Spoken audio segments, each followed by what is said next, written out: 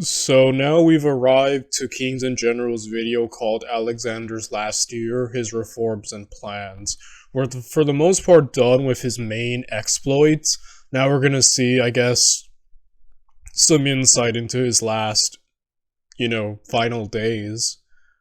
So this is gonna be interesting. I've heard things that Alexander had plans. I believe I've heard he wanted to, get the Arabian Peninsula, at least the coastal sides of it, because actually conquering that is actually difficult. um, and also, I had heard that he even had the intention of going to Carthage, westward. So, again, I don't know how accurate that is. I'm not even sure those will come up this video, but that is what I have heard. So, yeah.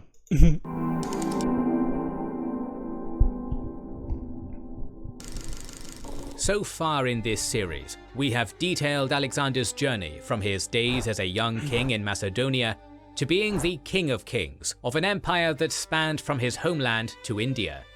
In this episode, we shall examine Alexander's last journey from Pura to Babylon. This year, rather than displaying any of Alexander's military talents, would instead put the focus more on his personality and governorship. It would also throw his ongoing Persianization into the foreground again, and would culminate in one of Alexander's most devastating personal blows. One way to win popularity in nearing the end of 325 BC, after having crossed the dangerous Gedrosian desert, Alexander allowed his men to rest a while in Pura. While there, he received reports on the performance of many of his satraps. To his anger, many of them had taken advantage of his prolonged campaign in the Indian subcontinent, becoming corrupt and disobedient. Moreover, some had taken to looting local temples and tombs, and there were hundreds of cases of his men raping local women. Alexander, eager to be considered a benevolent ruler rather than a conqueror, had such men executed, satrap and rank and file alike, appointing hand-picked governors where necessary. More worryingly still, Alexander had been brought reports that back in Europe, serious divisions had begun to form between Antipater, who Alexander had left in command of the region, and Olympias and Cleopatra, Alexander's mother and sister respectively. Though Alexander could have no way of knowing it, this rift would, in the long term, prove to be disastrous for his empire. Around the same time, Alexander proclaimed his so-called dissolution decree, which ordered all mercenaries his satraps and generals hired to disband. He was likely motivated by the worry that corruption and disobedience may eventually develop into complete rebellion, but the decree would be a thorn in his side. Though many mercenaries were shipped to Greece, many were also left roaming the empire, well armed and unpaid, a problem Alexander would later have to address.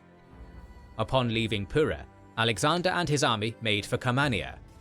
According to some sources, he turned the 7-day march into a kind of Dionysiac celebration, his men drinking and dancing as they marched, Alexander himself dressed as Dionysus atop a makeshift chariot. Arrian, who often takes a more favourable view of Alexander, doubts the veracity of this story. At the same time, Rufus, who rarely missed a chance to indulge in such anecdotes, wrote, "A mere 1,000 men, if sober, could have captured this group on its triumphal march." The truth of the tale can be debated, however the story does touch on an undebatable detail. As the campaign continued, Alexander more and more closely linked himself with the gods. Though Arrian had doubts regarding this particular episode, there were many other occasions where Alexander either dressed or styled himself as a deity. For some in his army, this was palatable or even welcomed, and his Persian subjects, who had always viewed their king as a divine being, saw no issue with it. However, the others in the army, likely the older men who had fought alongside him for years, were growing increasingly frustrated with it, a division that would soon come to a head. Alexander and his force reached Salamis, the capital of Camanea, sometime in the winter of 325. While there, Nearchus joined Alexander, successfully returning from his 60-day voyage across the Makran coast. Yet another celebration was held, with Nearchus regaling an enthralled Alexander with tales of his journey. Okay, so Nearchus compiled the story of his expedition into a written work, the Indike, which is now lost, but informs some of the content in Arian's Indica and Strabogeographica. Though this expedition had been largely exploratory, it had also served another purpose of being a training exercise. Alexander was already developing plans for his next great campaign. Nearchus's fleet managing to sustain themselves without needing an accompanying land army would be a crucial factor in these strategies. Okay, so Alexander planned the invasion of Arabia, which would be the first of many other campaigns. Yeah, the dude was not done with conquest and war. And yeah, this is what I heard about it. I also heard that, like, yeah, conquering the sides of it, because the center of the Arabian Peninsula is just like a desert. So it's like, you know. Yeah, that's interesting. Yeah, I saw a video about, like, the Romans trying to conquer Arabia and go eastward, and they failed. Like, this ain't an easy place to just take, you know? After resting in Salamis, Nearchus was once again sent out by Alexander, this time towards the Euphrates and Tigris rivers, where they would begin preparations for the next phase of During the voyage, Nearchus was reputedly the first Greek commander to visit Bahrain, which was called Tylos by the Greeks. His visit marked the start of Bahrain's inclusion within the why can't I read? Hellenic world, whatever. Alexander's conquests. At the start of 324 BC, Alexander moved to the capital of Persis, Pasargadae, where he once more decided to visit the tomb of Cyrus the Great. To Alexander's fury, he found the tomb desecrated, with Cyrus's skeleton scattered on the floor. Alexander had long considered Cyrus a king worthy of his respect, possibly even an outright inspiration. Outraged, Alexander had the guards of the tomb tortured for information on the perpetrator, but learnt nothing, and had the satrap of Persis, Auxenes, executed for negligence. As his replacement, Alexander appointed Percestus, a man who had fought bravely to protect him in Mallia. He also ordered that the tomb be renovated and improved by his chief engineer, and that Cyrus's body be restored with full honours. Why can't you stay all good? The army once again moved on, heading to the old ceremonial capital of Persepolis. Here they once again celebrated with a huge drinking party. According to ancient sources, the Macedonians drank so heavily that no less than 36 men died of alcohol poisoning. The reports of such excessive drinking parties in the sources became more and more regular as Alexander's campaign progressed, particularly in the latter years. This would, in all likelihood, prove to be yet another problem, which would soon be tragic for Alexander. Shortly after, Alexander marched his men to Susa, where he undertook several important administrative tasks. As mentioned earlier, Alexander's dissolution decree left many mercenaries roaming his empire and causing trouble. As with the Gordian knot, Alexander used a pragmatic solution to a complicated problem. He issued the Exile Decree, which ordered all Greek exiles, including mercenaries, to return to their home cities, except the most serious criminals. Many Greek cities protested this decree, but Alexander made it clear that Antipater had the authority to use force on any who refused to uphold it. While this did help ease the mercenary problem, Alexander also had other motives. Reports from Europe about rumors of dissent among the Greek city-states had concerned Alexander. However, by publishing this decree, Alexander ensured that the polis would have an influx of people, many of whom would have been politicians exiled by their opponents, who would owe him their loyalty thanks to being repatriated. While in Susa, Alexander once again heard reports on the performance of his satraps, executing those who had abused the citizens they were governing, replacing those that were unsatisfactory, and rewarding those who were. Around this time, Alexander carried out the famous Susa weddings. polygamy was an accepted practice in Macedonian society. Yeah, like the I heard about this. The Susa weddings is where Alexander and I believe a bunch of other Macedonians just got married to, Persian women, right? So like trying to strengthen the bond between the Greeks and the new subjects. So that's interesting. And so, despite already being married to Roxana, Alexander married once again, this time to Statera, a daughter of Darius III, while Hephaestion was wedded to another of Darius's daughters. Alexander and Hephaestion had always been close, and this marriage ensured their descendants would now be family. These marriages may also reveal that Alexander was concerned that the governing of some of his satraps had resulted in discontent among the Persian populace, and that he felt a need to strengthen his position. These were not the only marriages, however. Many of Alexander's companions, perhaps as many as 90, were married to powerful Persian women, many of whom would have been linked to the Achaemenid family, all given handsome dowries from Alexander. At the same time, 10,000 of the rank and file who had married Asiatic women were registered and given presents by the king. The marriages of Alexander, Hephaestion and the companions all took place on the same day in a mass wedding done in the Persian style. Alexander personally paid off the debts of his soldiers, costing him approximately 20,000 talents, according to the ancient sources, worth as much as a staggering $28 billion today. While many were happy to have their debts paid and marriages registered, some, particularly among the companions, were less happy with being effectively forced to marry Persian women. Notably, out of all the future diadochi of Alexander who were married on this occasion, only one, Seleucus, stayed married to their given wife. Alexander's motive for these marriages has been and is still much debated.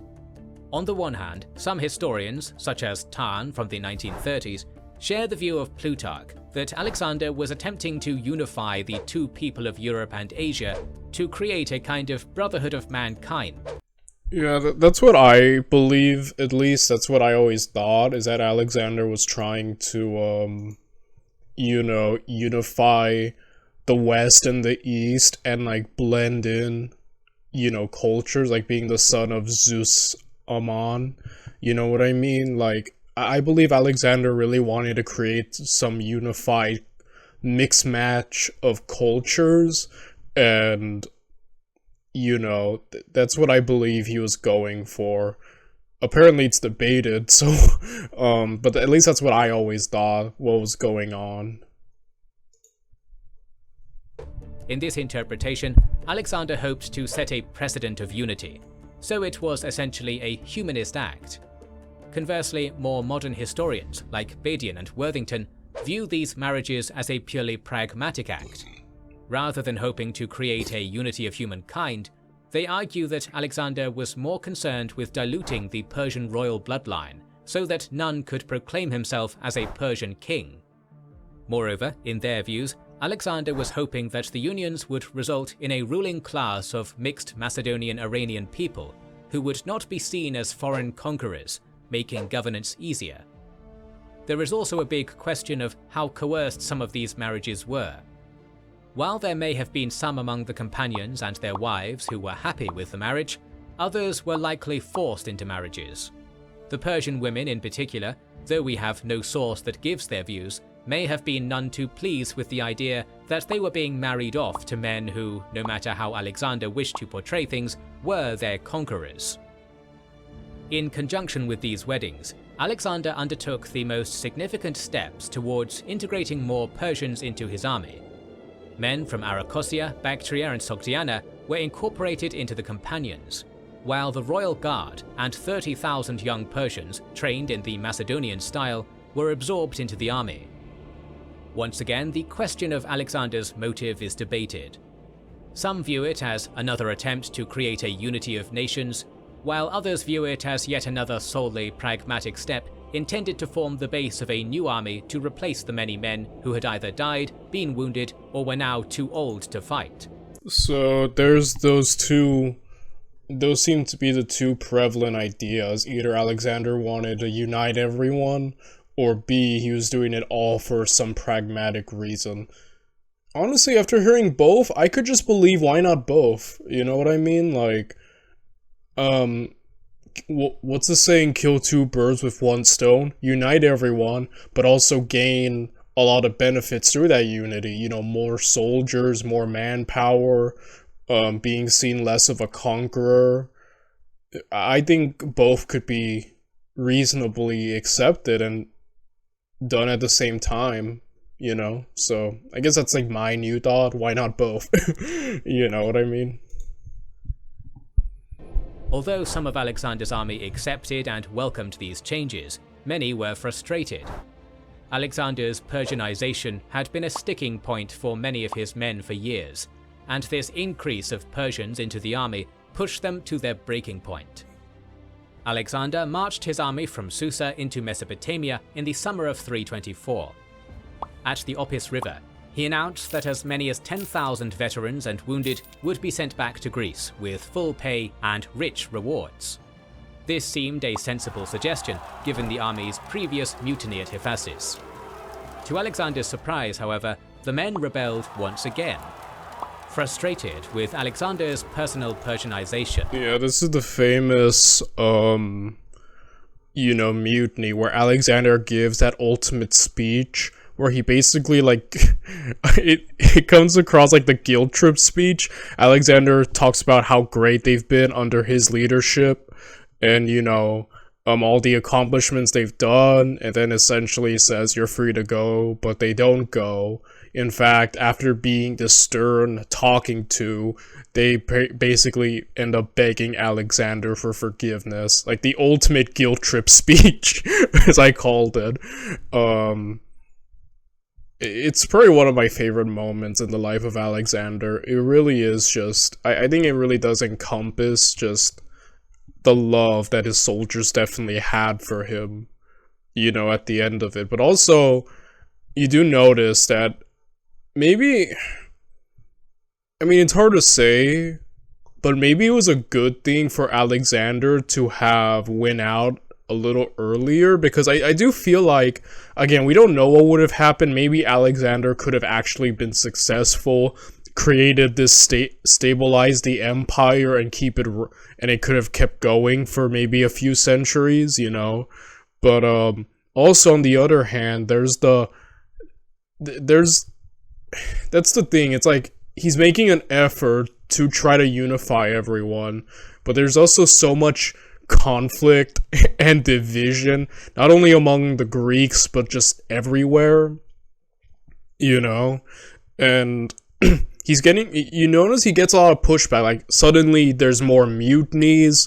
The higher ups of the Macedonian army are like kind of turning on him, or at least really unhappy with some of his reforms and the way he's trying to change. So it's like Alexander would have to fight a real uphill battle, for like the rest of his life, just to stabilize everything. I guess it goes to show you, like, conquering's one thing, but having to rule is another, And Alexander, again, it could have gone either both ways. It could have been either Alexander somewhat creates a stable and successful long-term empire, or things get bad and he's having to spend the rest of his life trying to constantly fix revolts, survive, coups, and yeah, again, like, this is a real uphill battle. So who knows? Maybe he would have had more people turn on him if it had gone longer, because he was, I had heard, kind of becoming a little erratic near the end of his life, with his drunkenness and some of his more unhingedness, so I'm not sure. Again, that we could only speculate, right, in how he could have ran things. His divine pretensions, and viewing themselves as being replaced by Persians, they demanded that he send them all home and continue with his father Zeusamon and his Persian war dances. Alexander's reaction to this was far more dramatic than at the Hephasis. Infuriated, he pointed out 13 men he considered the main agitators and had his hypaspists execute them immediately. He then harshly rebuked the men, listing Philip's achievements, his own, and what they had done for Macedonia. Arrian has Alexander saying, "The wealth of the Lydians, the treasure of the Persians, and the riches of the Indians are yours, as is the outer sea. You are satraps, generals, and captains. What have I reserved for myself after all these labors, except this purple robe and diadem? Whoever has wounds, let him strip and show them, and I will show you mine in turn, for there is no part of my body, at least on the front, free from wounds. Depart, all of you. Go back and report home that you deserted your king and went away, handing him over to the protection of foreigners. Begone!" As with almost all speeches recorded in ancient sources, it is hard to discern how much of this was Arrian's creation or Alexander's actual speech. Nevertheless, other sources, though giving slightly different speeches, all touch on similar themes, and it is likely that Alexander truly did feel these sentiments. It is possible to view Alexander's speech as self-aggrandizing, as he lauded his and his father's achievements and tried to shame the men who had helped him achieve such feats by lauding their accomplishments as his alone. However, an argument can also be made that Alexander was justified in what he was saying, even if he was rather arrogant. Alexander was a significant factor in the army's success, and he had suffered alongside his men and rewarded them generously. Alexander's frustration at them for not sharing his ambition is as understandable as his men's frustration with Alexander for making them feel alienated. As at the Hyphasis, however, his words had little immediate effect on the men, and Alexander stormed into his tent, remaining there for 2 days. Rather than offering the hand of reconciliation as he had done previously, Alexander doubled down on his position. He replaced senior Macedonian officers with Persians. More Persians were inducted into the most honored units, including the Companions and Silver Shields. Alexander's stance was clear. His vision of the new Persian Hellenic army was happening, and the men either had to put up with it or leave. Shamed, his men begged him for forgiveness, and Alexander reconciled with them tearfully. Alexander's epic speech has since been lauded as the turning point of the mutiny, but while the speech is inspiring, powerful, and beautiful, it was not what convinced the men. It was Alexander's understanding of what kind of pressure he could apply that stopped the mutiny, and crediting the speech alone with Alexander's success underestimates his cunning. Hundreds of years later, and likely inspired by Alexander, Julius Caesar would use a similar tactic against one of his mutinying legions, dismissing them and telling them he would go on without them with similar success. Listen, if you've been in a car accident... Alexander. Yeah, like we saw the Caesar series, and the Caesar was like a pro at dealing with mutinies. He dealt with multiple mutinies and handled them with such finesse, and basically just said, "Yeah, you can go if you want," and then it caused everyone to be like, "Wait, no," you know. So yeah, Julius Caesar was great at like turning the tables and stopping mutinies. Held a huge feast to celebrate the reconciliation, sitting the Macedonians with the Persians and offering prayers for the unity of the two people. He continued with his original plan, sending approximately 10,000 veterans and wounded back to Macedonia under the command of Craterus. The latter was ordered to replace Antipater as regent of Europe, while the aging Antipater was ordered to join Alexander with a further 10,000 reinforcements. This move would, in theory, give Alexander a reliable and trusted general in Europe, while bringing Antipater, who had been in confrontation with Olympius, closer to Alexander for him to keep an eye on. Neither of these plans, however, would come to fruition. Alexander marched to Ecbatana, where he once again held a large celebration in honor of Dionysus, with much drinking and partying. At this point, in October of 324 BC, Hephaestion developed a fever. Glaucus, his doctor, cared for him, and at first, Hephaestion appeared to be on the mend. Yeah, Hephaestion has been said to have been Alexander's, lover. At least that's what I've heard. Some people claim that. Or they were just really good friends, I don't know. But I've heard a lot of people come to the conclusion that they were lovers. And that after his death, Alexander wasn't the same after. So yeah. However, one day, while feeling better, he drank a large amount of wine and fell severely ill once again. Alexander was summoned and immediately rushed to his companion's side, but by the time he got there, Hephaestion was already dead. Hephaestion had been one of Alexander's closest friends, and the two men had known each other since boyhood, and some speculate had even been lovers. The truth in the latter claim can be debated, but it is undoubtedly true that the two men were very close. Hephaestion had fought alongside Alexander for years, mainly as the commander of his 7-man bodyguard, and was one of Alexander's most dependable subordinates. He was often entrusted with delicate diplomatic missions, as well as his military duties, and eventually effectively became Alexander's right-hand man. Hephaestion, because of his closeness to Alexander, seems to have made many of Alexander's other commanders somewhat jealous, so it is unlikely that they were moved by his death. Alexander, on the other hand, was devastated. There are many versions of what Alexander did in the immediate aftermath. Some say that he immediately had Glaucus, Hephaestion's doctor, executed, that Alexander lay crying on Hephaestion's body throughout the night, that he decreed Hephaestion should be honored as a hero with sacrifices, and more. Arrian, who reports many of these stories, admits he is unsure which are true and which are not. He is right to be cautious. Many historians in ancient times were moralists who viewed their subjects as moral exemplar. As a result, some may have exaggerated Alexander's grief to highlight his humanity, others to highlight his lack of restraint. Nevertheless, Arrian does say that all sources he came across agreed that Alexander refused to eat for 3 days, and ordered days of public mourning and a funeral costing thousands of talents. The exact manner in which Alexander showed his grief can be disputed, but the extent of that grief cannot be.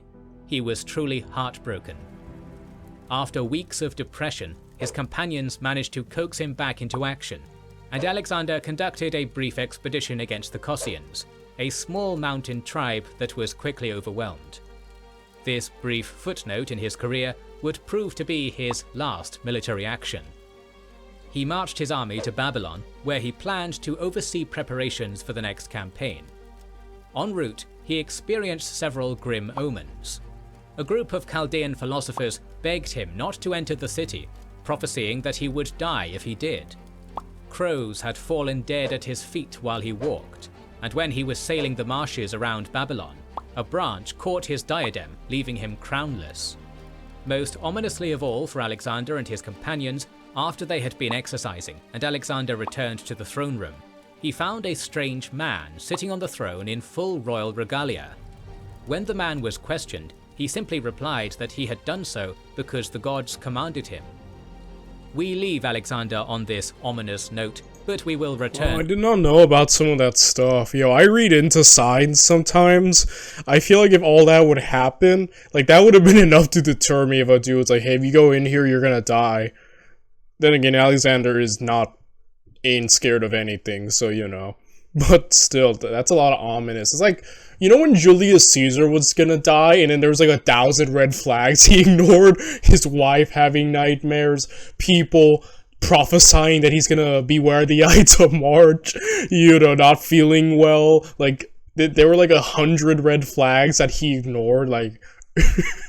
it just reminded me of that. Man, very ominous, dude. It's like, yeah, it's like almost like you're being warned. And to our story soon, so make sure to subscribe and press the bell button to see it. Recently, we've started releasing Okay, I think he's done for the most part, so next should be the last days of Alexander. And then, yeah. Well, there's also his body and whatnot. Well, either way, I'm gonna jump forward to that. I'll see you guys tomorrow. Bye, everyone.